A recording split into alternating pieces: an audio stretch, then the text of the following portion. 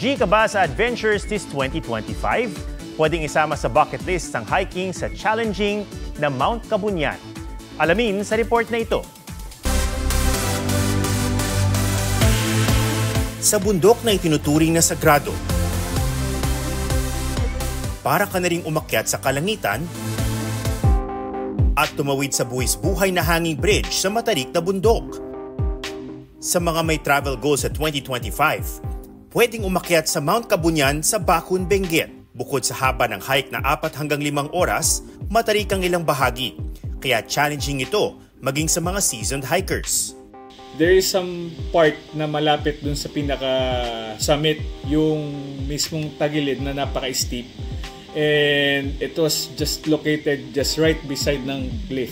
Like right on the edge na sobrang delikado. Kaya safety ang priority ng mga guide. Pero itong Mount Kabunyan ang may pinakamagandang tanawid mula sa hulban ng kabundukan, tanaw rin ng kabuuan ng bayan. As long as meron kang eagerness na ma-reach yung top, then yeah, you should try. No matter how hard the hike is, as long as ma-enjoy mo yung moment, it's really worth it.